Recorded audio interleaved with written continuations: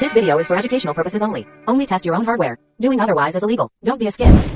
What is going on, you guys? It is the Talking Sasquatch, and it's great to have you back. Now, for those of you who don't know, we have a super active Discord, and one of the cool things about our Discord is that it's got an entire support ticket system. All you gotta do is fill out a support ticket, and sooner or later, somebody will help you out. Typically, it's actually pretty fast. You'll even get developers from firmwares just stopping by to help out. Now, if there's one topic that comes up more than anything else, right now at least, it seems like it's Wi-Fi cracking and figuring out why people have 0-byte PCAPs. It's literally like every single day, 5 times a day. It's just ping, ping, ping. Where are my PCAPs? Where are my PCAPs? Where are my PCAPs? So, we're going to revisit the entire Wi-Fi password cracking system. We're going to figure this whole thing out from top to bottom. I've got the whole thing slimmed down. It's easier, faster, simpler, and better explained so that everybody should know exactly what's going on. So put on your hacker fingerless gloves, let's crack some hashes and figure out some Wi-Fi passwords. Let's go!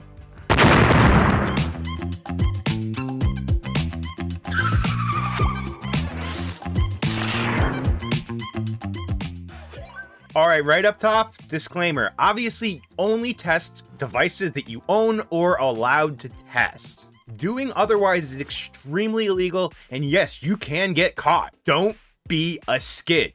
I'm talking to you. Yeah, you. I feel like you're gonna do it anyway, but hey, I told you. I warned you, okay? It's on you now. I do also want to acknowledge the fact that there actually has been a kind of a misconfiguration between ESP32 Wi-Fi Marauder, that's the firmware that goes onto the Wi-Fi boards, and the companion app. So there actually has been some issues with 0 PCAP files, and it hasn't been the fault of the user. I want to personally thank Just Call Me Coco and Willie from XFW. They actually went out of their way to make sure that this was fixed before the video went out. So you guys are awesome. You just great job, guys. Want to give a huge shout out to Just Call Me Coco. He's the developer of the Marauder firmware. For those of you who don't know what Marauder is, it's effectively a Wi-Fi toolkit that was created for an ESP32. Now, an ESP32 is simply a Wi-Fi and sometimes Bluetooth enabled chip, and that's what Just Call Me Coco uses on his ESP32 standalone Marauder.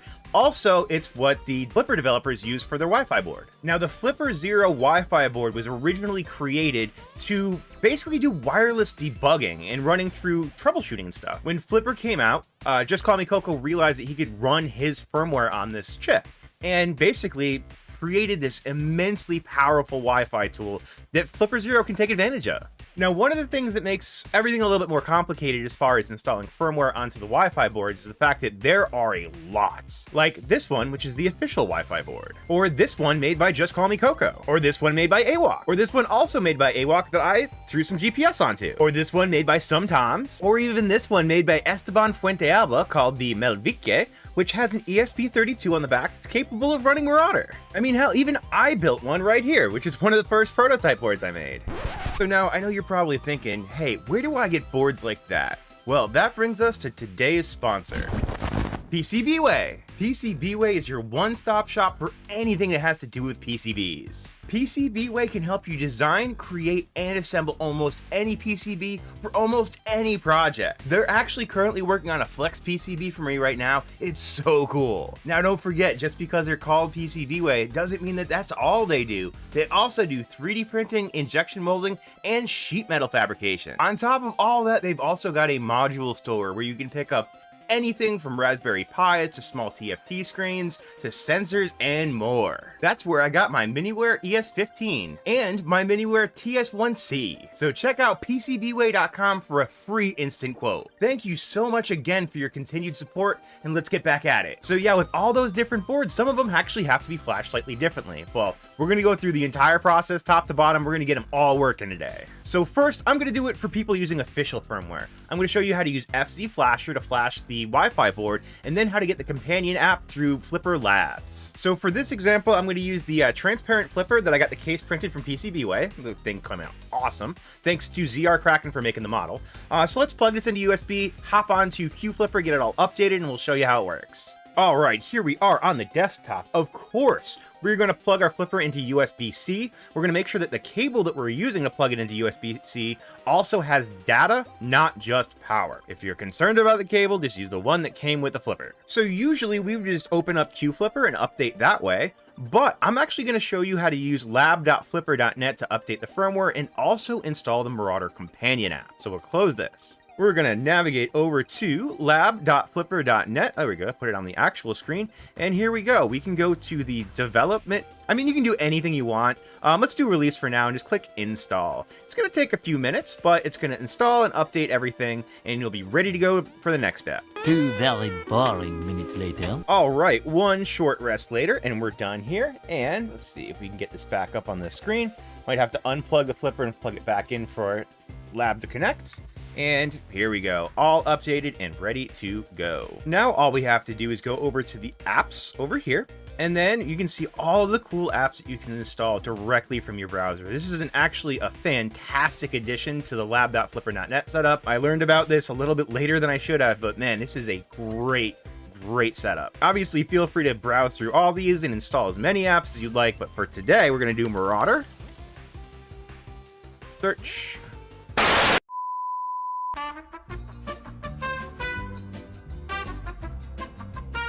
Okay, so what's actually going on is the fact that, remember I talked about that misconfiguration between the firmware for the board and the companion app? Well, what's going on is that the app itself hasn't been updated quite yet. Not a problem. By the time this video airs, I'm pretty sure that's going to be up. Won't be an issue for you whatsoever. So you'll just be able to install Marauder just like, well, say, I don't know, cross remote. So you just click install and it'll install directly to the flipper. It's that simple. It's that easy. So for now, we're just not going to worry about it. We can close out of labs. And then there's our update. What we're going to do from there is actually go to FZEEflasher.com. This is how we're going to flash our Wi-Fi board. So the first thing we'll do is actually click on how to, because there's a driver that we need from Silicon Labs. So if we click in here, just go to the Universal Windows driver. If you're on Windows, if you're using Mac, use Mac, whatever. We'll download that. There we go. And we'll open that. All you got to do is extract it. Make sure you extract the files. If you try to do this inside the compressed folder, it won't work. Go to the syllabus.inf and go to install, open, and install. Operation was successful, so that's going to install the drivers for our Wi-Fi board. So we can go ahead and close this and delete those files. We no longer need those. And if we go back, and it just talks about how you're going to plug the board in and how you're going to use the buttons. I will show you exactly how to use the buttons in just 1 second. So let's switch over to the camera and I'll show you. All right, so here we have the official Wi-Fi board. You'll notice there's 2 buttons. It says one's boot and one's reset. It's actually written on the board itself. We're going to hold the boot button. We're holding the boot button, and then we're going to plug in our USB-C right there. Boom, and that's it. Let go of the boot button.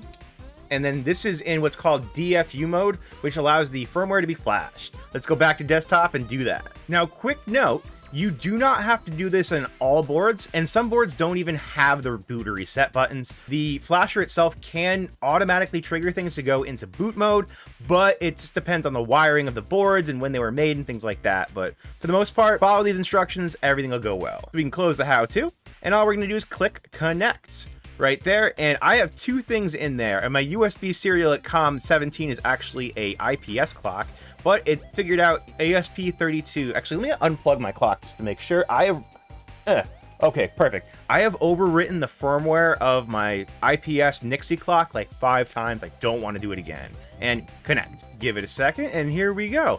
Now, what's really cool is it actually allows you to select your board. So there are a ton of different boards, and this is where people are getting really confused. Oh my God, they even have my board, which nobody actually has. Yeah, custom unreleased. That's so cool. You guys are the best.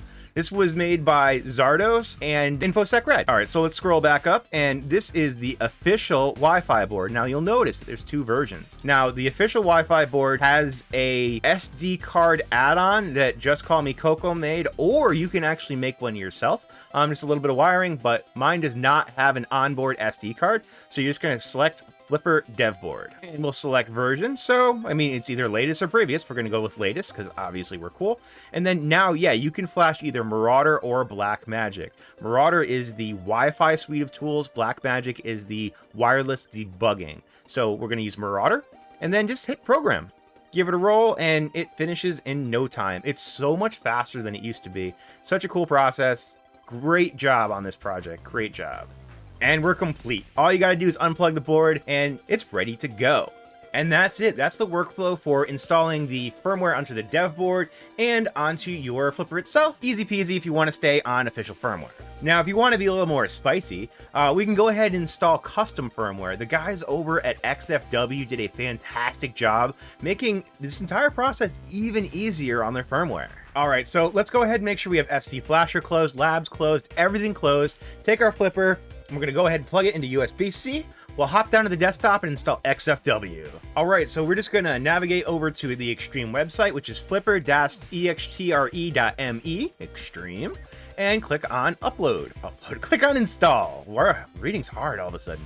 Cool. And just click the flash button and give it a second. That's all you gotta do, and you'll have Xtreme installed. We'll be right back. Right, one short rest later, and it's all set. You can't really see anything on the screen here, but it's all done. So let's close this, and we'll actually open QFlipper so you can see what's on my screen. You don't need to do this. This is just me showing you my flipper screen. Otherwise, it's just me talking about what I'm doing, and that's really boring. So here we are. We've got Xtreme updated, so now we're running Xtreme firmware. What we'll do from here is actually take our Wi-Fi board and plug it into the flipper per usual. You don't need to do anything special. Just go ahead, plug the Wi-Fi board into the flipper, and we're good to go. So we're going to navigate into Apps, and then we're going to go to GPIO, and then we're going to go down to ESP Flasher. There we go. All right, now the fun part. It's this easy. Click on Quick Flash. And then we're going to go to the Flipper Wi-Fi board. You can see they've added functionality for all these other boards. So depending upon what other board you're running, you can use, whatever they're using. And actually, for clarity, the ESP32 Room is a completely different chipset than the ESP32 Rover that's running on the official board. Now, a lot of people like Just Call Me Coco or AWOC use an ESP32 Room. All you have to do is select that, and that's what you're using. If you don't know what board you're using, if you look really closely at the actual chip on the Wi-Fi board itself, it will tell you. It'll say ESP32 Room or ESP32 Rover. So once we've got our board selected, we'll just press the middle button. So again, we don't want to flash Black Magic. We want to use Marauder. We'll click that, and it's going to automatically enter bootloader mode. You don't need to press any buttons. And then it's just going to automatically install the proper firmware onto your Wi-Fi board. Now, it's very important to note that the guys at XFW do things a little bit differently, and they will occasionally tweak both the companion app and the firmware that goes onto the Wi-Fi board. So you want to make sure that you update the Wi-Fi board every time there's a major release in firmware. Very important. To that same degree, also, don't overwrite the Marauder companion app that's already in XFW. Their version is the correct one, so there's no reason to install anything else. Other fun tidbit is, if we scroll up on here, we'll notice an error that people tend to get freaked out about. If we go all the way up here, it scrolls down, so, when you're installing it, you'll see all this. But if we go all the way up, there we go, went too far, here we go, back down, failed to mount SD card not supported. That is okay. That is not a problem at all. All that really means is that the board that we have currently does not have an SD card attached to it, which it does not. So we're done. Yeah, we can back out of the app, and now we have everything we need to run ESP32 Marauder, and that's really freaking cool. So now we can get into the business of figuring out how to crack some Wi-Fi passwords. So we can exit out of here, and now we're going to go down to Wi-Fi. This used to be in GPIO, but they moved it to Wi-Fi, and we're going to go to ESP32 Wi-Fi Marauder. Now, for those of you that are new to this app, I have an entire video basically explaining how to use this app. There's been a lot of updates, so I may have to make an update for that video, but there's a lot more features on here, and I show you how to use most of them in my previous video on how to use it. Now, the first thing you're going to want to do when you're in the Marauder app is scroll all the way down to the bottom here. Super important. And we're going to go to Save to Flipper SD card and then go to Yes. And that's going to make sure all the PCAP files are saved directly to the SD card that's plugged into the flipper. You can save the logs there too if you want. I don't really care about logs, so we'll select No for that. Very important. All right, so from there, what we're going to do is we're going to go to scan access points. That's what AP stands for. And we're going to scan our nearby access points. Give it a little while, but keep an eye on the screen. It will show you what access points it's finding. And there we go, SquashNet. That's what we want. So I can just click the back button and we're done scanning. So now what the app is actually going to do is it assigns a number to every access point. So here's all the access points we found. And now we keep scrolling down. Here we go. SquashNet is number 8. So perfect. Now we know SquashNet number 8. From there, we simply click back. And then we're going to go to select the access point. And then we'll simply click on the number 8 and then save. Then press back a couple times. Then you're all set. And then you're done setting the Wi-Fi access point. So now we got to do some sniffing. So if we go down to sniff, sniff, here we go. Press the side arrow to go to PMKID, also known as PIMKIDs, also known as pairwise master key identifiers. Go ahead and select there. And we're going to go with active. So there's a bunch of different attacks we can do, and I can kind of explain them quickly for you. So we can do a passive sniff, which is really just going to sniff for everything, and it's going to see if any handshakes happen to come our way, we'll catch them. We can go with active, and what that will do is we'll target the Wi-Fi access point that we currently selected, and it will do a deauthentication attack against that access point. What a deauthentication attack does is it basically simply asks the devices on that network to disconnect from it. Keep in mind, this only works on 2.4 gigahertz networks. Basically, this entire process really only works on 2.4 gigahertz networks. We can also do a targeted passive list or a targeted active list. Basically, it's the same idea, but you have, multiple different access points that you're attacking at the same time. So for today, what we're going to do is the active force deauth. We'll select that right there, and it's running. What's really cool about this is that it actually will show you when you're getting the EAPOL data. Now, what EAPOL stands for is Extensible Authentication Protocol over LAN. Basically, these are our 4-way handshakes that we need in order to decrypt the password. I always say give this, 5 minutes, 10 minutes, whatever it takes if you're lucky. And yeah, we should be able to get the information that we need. All right, sometime later, I have a bunch of these EAPOLs, and those are going to be the files that we need. So we're good to go. We'll back out of this right to the beginning screen. So yeah, from here, we can just pull the files off of our flipper, and yeah, we're ready to go. So yeah, we can simply go back and we'll hop into the file manager. Yeah, so from here, all you got to do is open the SD card, go to apps data, go to Marauder, go to PCAPs, and here is my glorious PCAP. Go ahead and, download. Put this guy right on my desktop, and here is our Sniff PIMKIDs. Oh, it's so good. Here's our PCAPs. And then we can even right-click on that, go to Properties, and then, hey, look, it's got a file size. Look at that.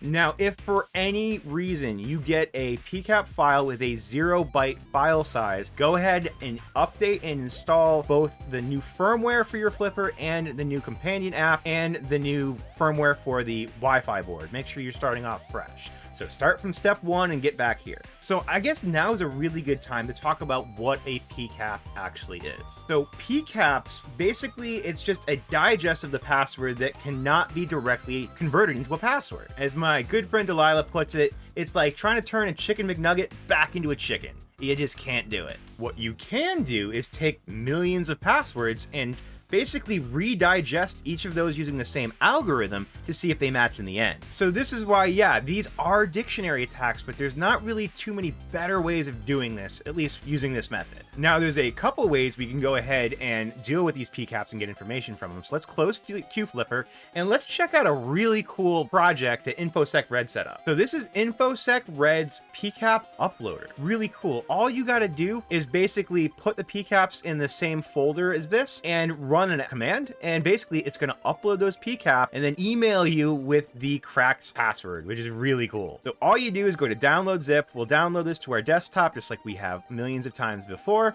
and then we'll just extract all of this. Here we go, extract. And then, boop, ba-doop, boo, here's our folder, which has the PCAP uploader. Very, very cool. What's really fun, too, is if you're the kind of person that takes the SD card out to transfer files, you can even put this upload windows.command into the same folder as the PCAPs, and it will automatically do this all in one step. Super fun. So the way it works is we'll just copy and paste our PCAP in here, and then just run upload-win.command. Obviously, Windows is going to tell us that we don't want to do that. Click more info, click run anyway. But yeah, here it is. So all you got to do is enter your email address, the@talkingsasquatch.com. Here we go. And it's gonna, yeah, we're done. It's already sent this off to onlinehashcrack.com. We're gonna get a confirmation email about it. And as soon as it's done cracking it, it's gonna go directly to our email. One step, super cool. Literally couldn't be easier. You can do this anywhere. What's great about this too is it doesn't require you to have a super powerful GPU. If you're trying to find the easiest possible way, this is a great way. But let's say we want to do it the fancier way, or the old-fashioned way. So let's delete all this stuff and let's start in a different direction. And the old-fashioned way that we're going to use today is going to be simply using HashCat. So we're in Windows, we're going to download the binaries, boopity-boppity, save here. It's going to go directly onto our desktop. I guess I got to actually click the button, close this, wait for it to download. Here we go. And then we're going to open this. I use 7-zip, which works really well for opening 7-zip files or any file like that. Drag and drop, put this onto our desktop, give it just a second, close that, we'll delete the original file because we don't need that, open up this folder, and now for the next step. Now again, since I said we can't turn a chicken nugget back into a chicken, we do need a word list to basically test against our password. So here we go. We've got all these different word lists. The link will be down below. We're going to use rockyou.text.gz. Go ahead and click that. And if you click the raw button right here, that basically is going to allow you to download it. We'll put that directly into our HashCat folder. Do not unzip this. Leave it as a gun zip. Leave it as a compressed file. You do not need to unzip this. It's not going to make your life any better. All right, so now what we have to do is actually convert our PCAP file into something that HashCat can use. So we're going to use hashcat.net/cap to HashCat. Same thing we did last time. We're just going to open up our PCAPs and then click the convert tool. Handshake extraction successful. Now keep in mind this can fail. That's a bummer. You know, it's just kind of how it happens sometimes. You'll have to kind of start over again. But for now, we'll click download. And again, we're going to save it directly into our HashCat folder. And let's make this easier. We're just going to name this PCAP.HC22000. That's HC22000. Fantastic. We can close this and now we can do the fun part. So let's confirm real quick that we are in our HashCat folder. We have rockyou.text.gz, we have pcap.hc22000, and we have our hashcat.exe. Perfect. So now we're going to do a fun little trick. If you go into the address bar and type cmd, that's going to open up the command prompt so we can do this the fun way. So we're simply going to type in HashCat. It's going to run the HashCat program. We're going to do the name of the PCAP file, which is pcap.hc22000, and then just the word list, which is rockyou.txt.gz, and let it rip. There we go, when we cracked it. Now, one thing to keep in mind is that this does run off of the GPU, and I do have an RTX 3080. So I have a very powerful GPU, so it takes a lot less time than maybe it would if you're on a laptop or something, but it will work eventually. But yeah, if we take a look right now, it's Squatchnet, and there's our password right there. Very, very cool. We've successfully cracked our Wi-Fi password. And I mean, it's just that easy. Well, it's not actually that easy. There's a lot of steps and a lot of things that can go wrong along the way. In no way is this guaranteed to work on every single network. Also, again, as I said before, make sure if you're trying to test a network, it's got to be a 2.4 gigahertz network. Otherwise, it's just not going to work. Now, what is helpful is that most of the 5G networks, or most of the home networks, or most of the networks in general, are a mesh network. And it does use a 2.4G, basically part of the network. And that's more or less for IoT things or Internet of Things. There's so many different devices like smart switches, lights, all sorts of stuff that use a 2.4 gigahertz network because the 2.4 gigahertz signal reaches much, much further than 5G. Oh yeah, and while I'm thinking about it, let me show you what it looks like from Red's PCAP uploader. They just sent me an email. It's not done yet, but I can get to the control panel. We can take a look. So let's hop onto the desktop. All right, yeah, here is basically the onlinehashcrack.com. It shows that it found the network right there, what kind of password encryption it is, and yeah, it'll basically go through and crack this password for me. It says it can take up to 72 hours depending upon the complexity of the password and I guess the user, how many people are using it at the time. But again, this is a really good way to do this and it's super, super easy for anybody who, you know, again, doesn't have the GPU or maybe they're trying to do things quickly. It's a great tool. So yeah, I hope that was as uncomplicated as I can possibly make it. Again, cracking Wi-Fi passwords is a tricky thing to do, and it is based off of word lists. Now, you can add rules to the word list, which will effectively kind of change the way the words and things that it's, you know, trying to crack against. There's a lot of stuff here. There's a reason why there's entire cybersecurity like divisions just for password cracking. Thank you so much for watching. I know this was a longer video. There is a ton of stuff to go over, and again, it's complicated, and I want to try to make it as clear and simple as possible for you. Please make sure to like, comment, subscribe. It helps me out a ton. You guys are absolute legends. We'll catch you next time.